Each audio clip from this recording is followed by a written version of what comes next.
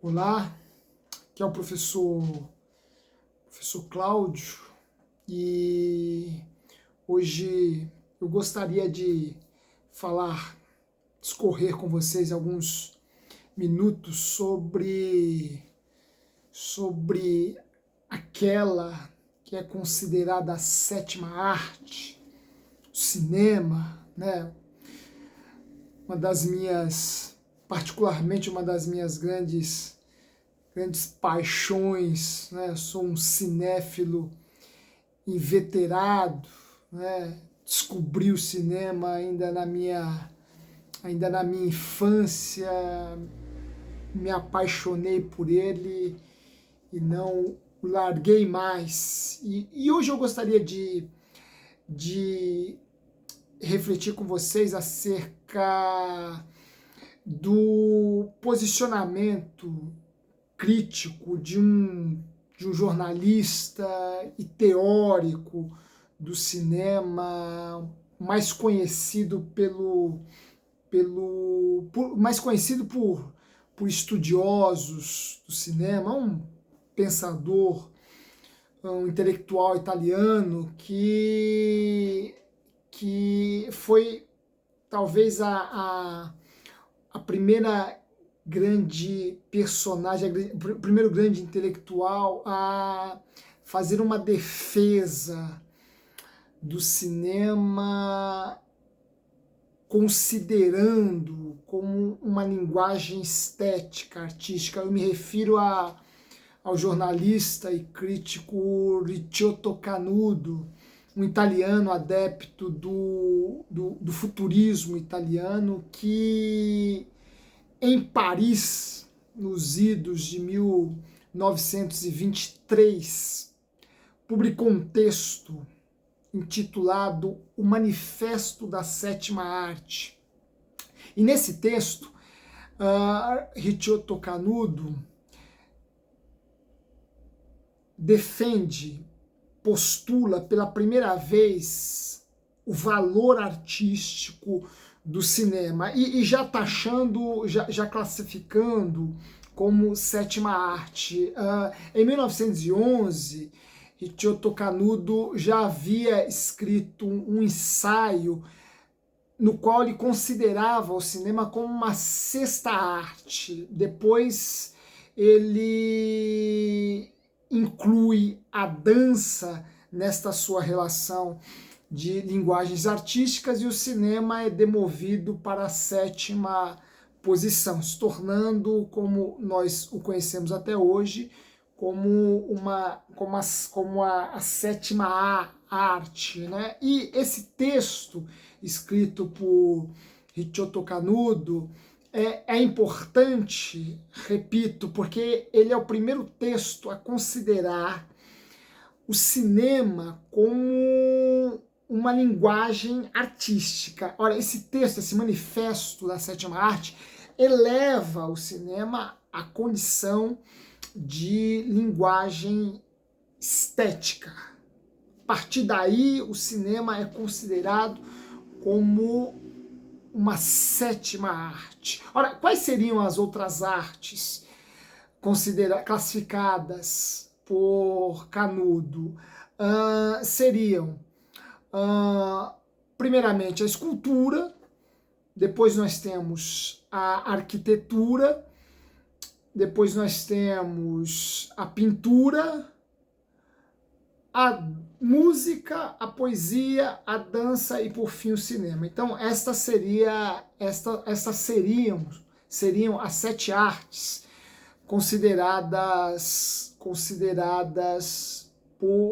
inclusas na lista de Ricciotto Canudo. Nós teríamos a arquitetura, a escultura e a pintura, e depois nós teríamos a música, a poesia e a dança, por fim, o cinema. Ora, Canudo considerou as três primeiras artes, a escultura, a arquitetura e a pintura, como artes do espaço, né? Por conta da importância que o espaço desempenha dentro dessas linguagens artísticas. As outras três, a dança, a poesia e a música seriam as artes do tempo. Então, nós teríamos dois grupos distintos: as artes do espaço, arquitetura, escultura e pintura, e as artes do tempo, a dança, a poesia e a música. E o cinema? Ora, para Ricciotto Canudo, o cinema seria uma arte sintética, ou seja, o cinema seria a síntese de todas estas outras artes. O cinema seria a arte que englobaria, a arte total, a arte que sintetiza as artes do tempo e as artes do espaço. Portanto, o cinema seria a arte total. Ora, vejamos, aqui Ricciotto Canudo vai se valer de uma terminologia muito cara ao pensamento filosófico de um autor que no tempo histórico não estaria muito distante dele, de um pensador, melhor dizendo, que no tempo histórico não estaria muito distante dele, o filósofo alemão Hegel. Ora, Hegel foi, talvez na modernidade, o filósofo que mais buscou.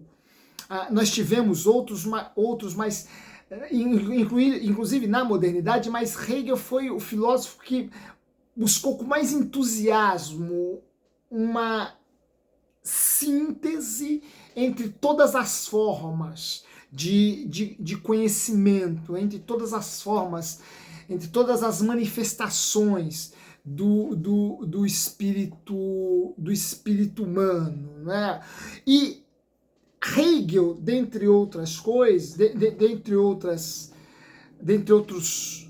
características, a filosofia hegeliana, dentre outras características, era uma filosofia teleológica, né? Era uma filosofia que pensava o movimento da história numa linearidade que caminhava para um fim, para a realização, o cumprimento de um objetivo. Ora, filosofia, arte e religião caminhavam rumo a uma objetivação, a uma finalidade.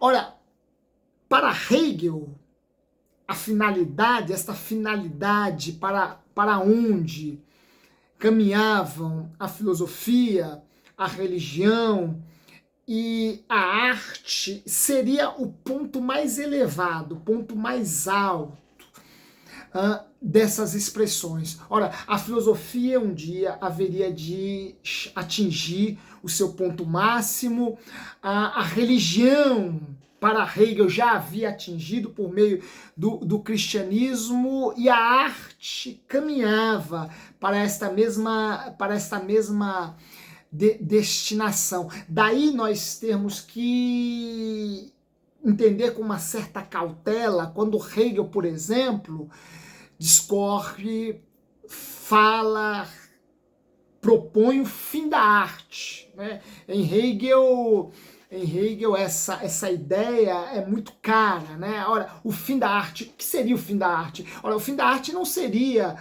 o término, o desfecho, a não existência da arte, mas seria um momento em que a arte haveria de atingir o seu ponto alto, o seu ponto máximo, a sua plenitude, todo o seu esplendor. Ora, isto seria o fim da arte.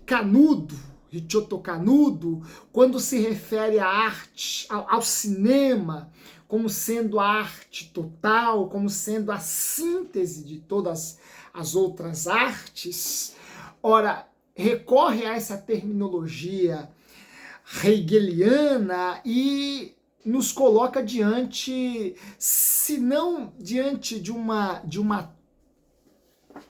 tese, se não diante de uma tese muito bem muito bem definida, muito bem amarrada, muito bem arquitetada. Ora, uma tese no mínimo provocativa e até mesmo sedutora. Ora, o cinema, a partir daí, pode ser pensado como esta arte, como a arte que atingiu seu momento alto. Recordemos, né? Ora, depois do cinema, nós não tivemos nenhuma manifestação artística tão expressiva. Aliás, nenhuma outra manifestação artística foi tão expressiva, tão cativante, tão sedutora como o cinema. Canudo, quando escreve isto, está ainda testemunhando os primeiros passos do cinema. O cinema ainda era, diríamos, ainda era uma criança, né? Ora, o cinema foi inventado pelos irmãos Lumière em 1895, com aquele filme de poucos segundos, né? A chegada de um trem numa estação. Hoje talvez teríamos até, se pensarmos o cinema tal qual ele se tornou, como o conhecemos hoje, teríamos até dificuldade em entender aquilo como filme, mas é um filme, né? Um filme que os irmãos Lumière projetaram no subsolo de um café em Paris, em 1895. Portanto, quando o Canudo escreve este manifesto, o cinema está dando seus primeiros passos. Ele mesmo vai afirmar que aquele momento ainda era o momento da primeira hora do cinema. Ele diz: vivenciamos, Canudo vai dizer no manifesto, vivenciamos a primeira hora da nova dança das musas em torno da juventude de Apolo, né?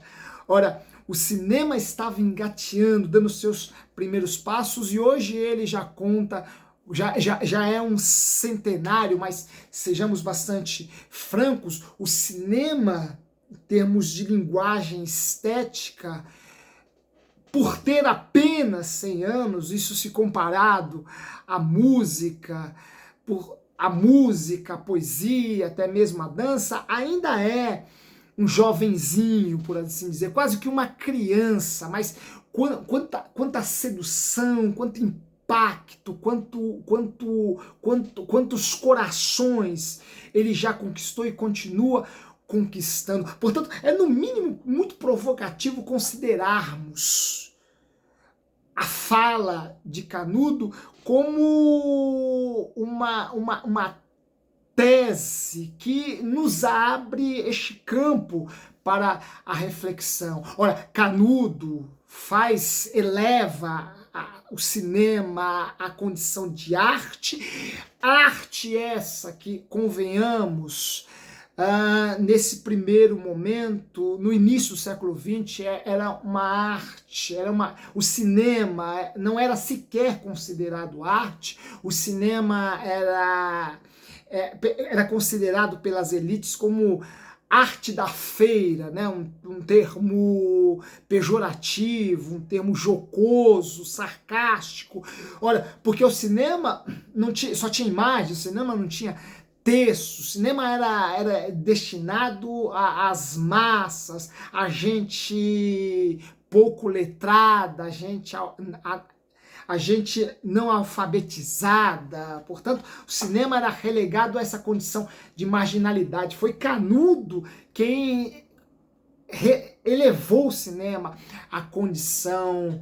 a sua condição estética. Foi Canudo quem colocou o cinema no panteão das demais artes e fez dele, ou pelo menos concebeu como a arte total, a arte síntese, a arte que incorpora todas as demais artes e sem perder a sua própria identidade, sem perder a sua própria natureza, a sua própria essência. Ora, seria o cinema o fim da arte? Seria o cinema a manifestação maior da arte? Hegel não testemunhou o advento para ele, e para Hegel a arte definitiva ou a estética definitiva não seria o cinema, não seria, obviamente não seria o cinema,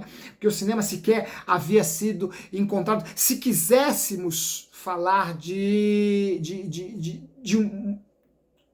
um momento em que a arte atingiu a sua plenitude, deveríamos buscar isso na música de Mozart, deveríamos buscar isso na música de Bach, deveríamos buscar isso na poesia, na literatura. Agora, em Canudo, o cinema se torna uma arte maior porque é uma arte que engloba, encarna todas as demais. Olha, Canudo foi imortalizado pela arte também, não de um